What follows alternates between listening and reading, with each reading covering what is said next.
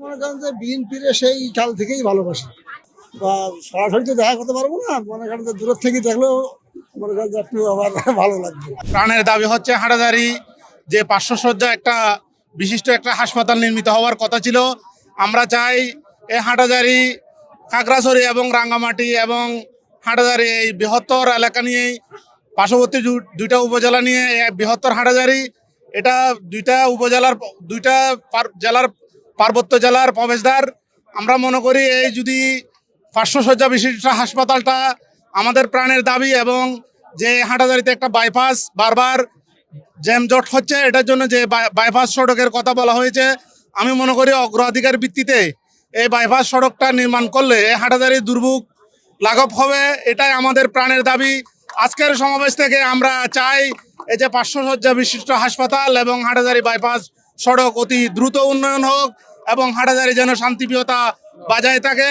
সবার আগে বাংলাদেশ, এই স্লোগান বলে আমি আমার বক্তব্য। হাটাজারির মানুষের দাবি হলো 600 বিশিষ্ট হাসপাতালটা এবং এই অক্সিজেন থেকে হাটাজারি পর্যন্ত 6 লাইন বিশিষ্ট রাস্তা।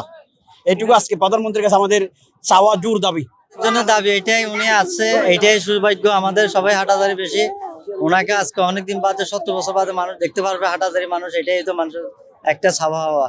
আর দ্বিতীয় কথা হচ্ছে যে ওনাদের যে মানুষের এতদিন আশা করি আছে তারেক রহমান আর দেখতে পারবো কিনা। অনেক যারা গরিবের নদী, যারা বন্যা ক্ষতি হচ্ছে তাদেরকে যখন উনি নিজে হাতে সবাইকে যাচাই বাছাই করে না সব ওনাদের দাবি উপকার করে দেয়, ঘরটার বন্ধগুলো দেয়, এগুলা সব হাটাজারি বেশি ছাওয়া।